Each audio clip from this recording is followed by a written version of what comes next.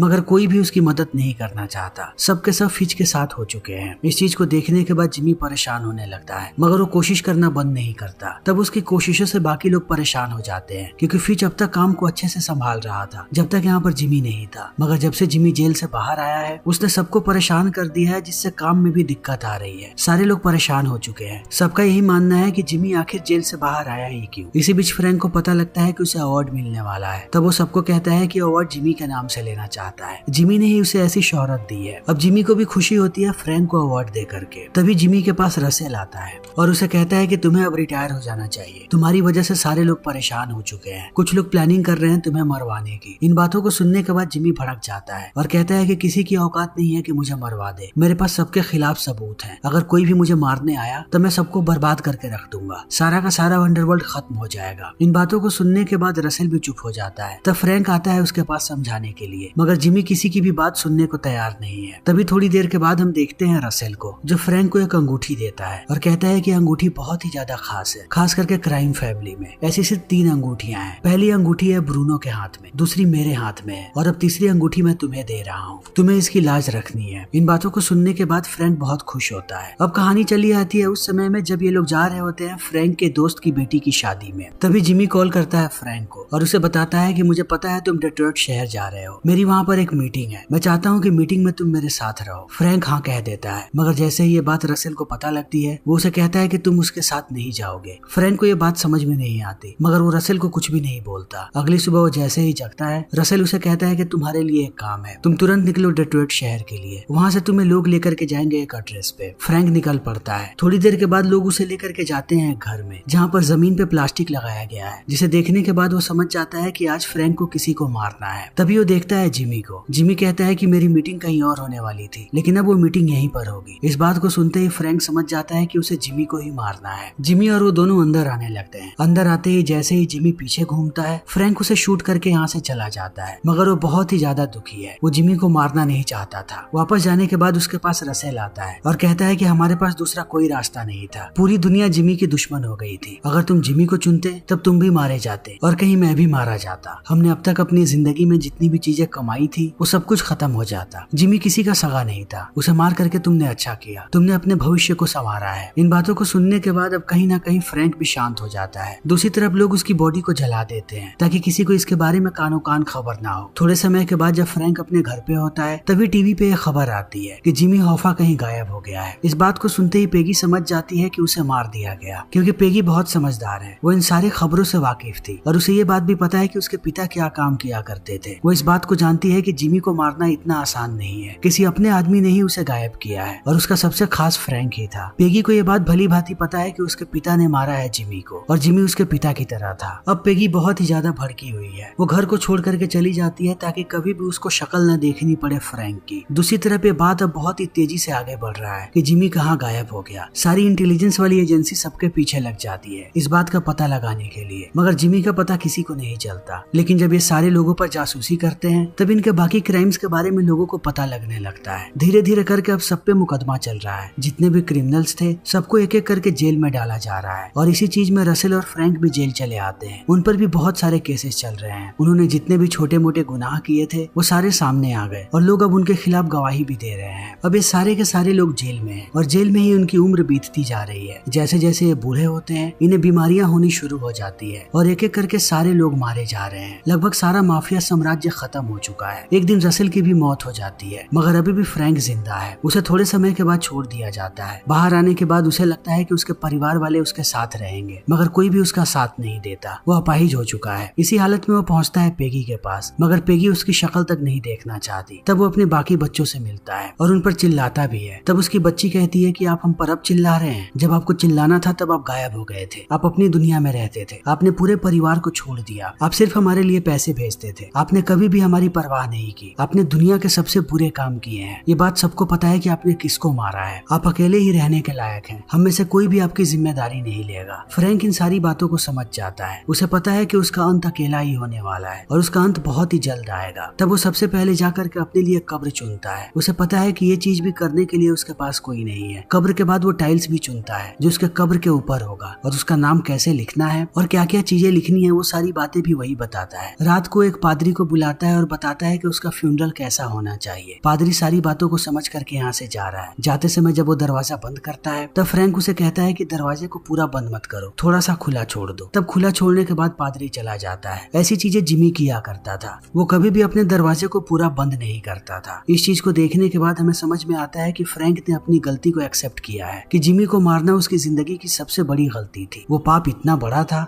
जिसकी सजा पूरे अंडरवर्ल्ड ने भुगती और वो अभी भी भुगत रहा है। जब तक उसकी मौत नहीं हो जाती तब तक ये पाप उसे खाते रहेगा। फिर इसी के साथ ये फिल्म यहीं पर खत्म हो जाती है। तो दोस्तों हमारी आज की ये वीडियो यहीं पर खत्म होती है। अगर आपको हमारी ये वीडियो पसंद आई हो तो इसे लाइक करें, शेयर करें और चैनल को सब्सक्राइब करें। Thank you.